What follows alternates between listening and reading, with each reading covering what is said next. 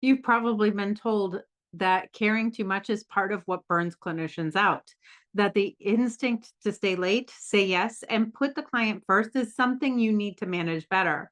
A meta analysis of over 2,400 occupational therapists found the opposite. Clinicians with a stronger sense of professional identity, a clearer sense of who they are and why they do this work, are significantly less likely to burn out. Caring about their clients isn't the problem. The research says it might actually be the solution. I'm a behavior analyst and I look for patterns in behavior all day long. And the pattern I keep seeing is this: productivity systems don't work for clinicians because they were built for a fundamentally different kind of worker, someone whose identity and their work exist in separate compartments. That's not a clinician. In this video, I'm going to show you what the research actually says about identity and sustainable clinical work, and how to use that to build habits that stick in a way that most productivity advice never will. Here's what that pattern looks like. Clinical work is different from most professions in one specific way. Your identity and your job description are the same thing. You didn't choose this field for the salary or the stability. You chose it because caring about people's outcomes is genuinely who you are. That's not a liability. For most clinicians, it's the reason they're good at what they do, but it creates a specific kind of tension that most productivity advice doesn't account for. On one side, your training and your values tell you that the client comes first, that showing up fully, staying late when someone needs you, taking the extra case, pushing through when you're tired is just part of what it means to be good at this work. And on the other side, everything you've read about burnout and sustainability tells you to protect your time, set limits, and stop saying yes to everything. And you know that's right too. So you end up caught between two things that both feel right. And most productivity advice just picks a side. It tells you to protect your time and treats the instinct to help as something to manage rather than something to work with. That's why it doesn't work, because you can follow a system for 2 weeks and then a client is in crisis and you stay late and the whole thing unravels.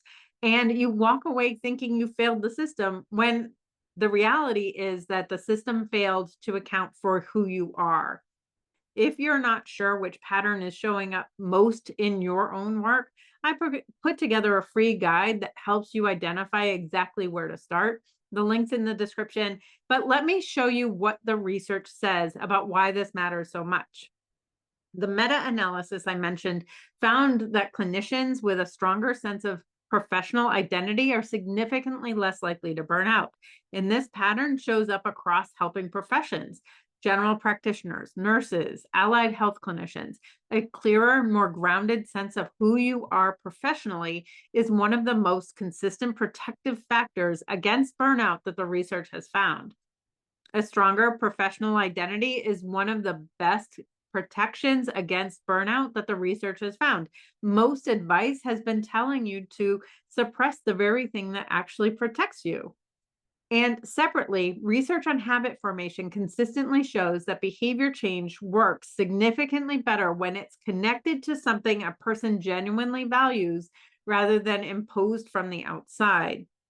When you choose to change a behavior because it aligns with who you believe you are and who you're trying to become, you're substantially more likely to sustain it than when you change because a system told you to. Put those two findings together, and something important comes into focus. The clinicians who are most protected from burnout are the ones with the clearest sense of personal identity. And the habits most likely to last are the ones connected to that same identity. The professional identity isn't the obstacle to sustainable work. It's the most powerful tool you have for getting there. When you set limits on your caseload or protect the end of your day, you're not doing it to protect your time. You're doing it to protect your capacity to help. A clinician who leaves on time isn't abandoning their clients. They're making sure they can show up fully for tomorrow's clients.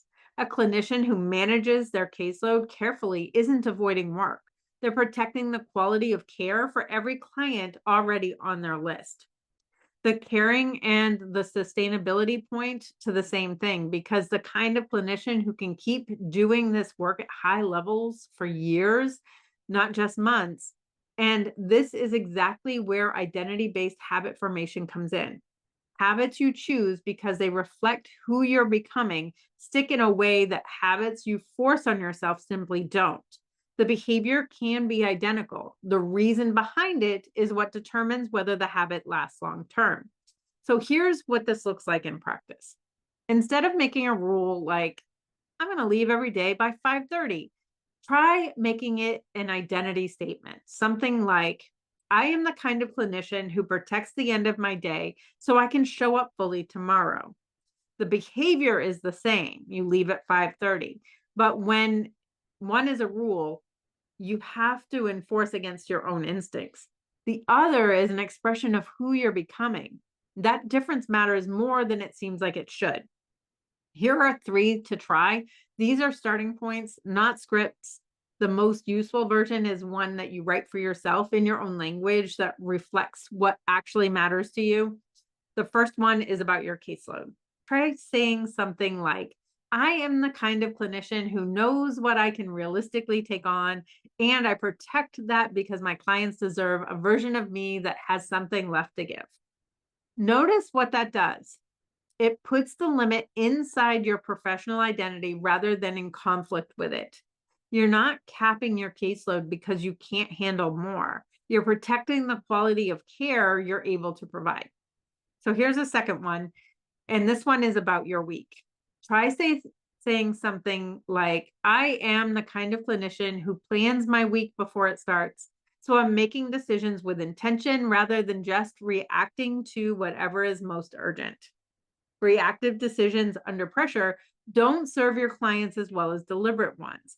Planning your week isn't a productivity exercise, it's a clinical practice. It's how you make sure the work that matters actually gets done. And the last one is about protecting the end of your day. Try saying something like, I am the kind of clinician who finishes the day with enough left to be present at home, because showing up for the people in my life is part of what makes me sustainable in this work. This is probably the hardest one for most clinicians. Leaving on time can feel like abandoning the work, but a clinician who is depleted and running on empty isn't serving their clients well either. Sustainability isn't a personal indulgence. It's part of what a quality clinical practice looks like. Identity statements are the starting point. A statement without a system to support it is just a good intention. If you want to be the kind of clinician who plans the week before it happens, you need a planning practice that actually runs every week. If you want to be the kind of clinician who knows what you can realistically take on, you need a way to see your real capacity before the week takes on a life of its own. That's what Master Your Week is built around, a planning system designed specifically for clinical work, around caseloads, documentation, and the kind of work that follows you home. The link is in the description. And if this reframe helped you, this video is worth watching next. It goes deeper into the research on why most time management advice doesn't work for clinicians. Leave a comment and tell me, what kind of clinician are you trying to become? I read them all. I'm Amelia Delphonse, and it's time to master your week.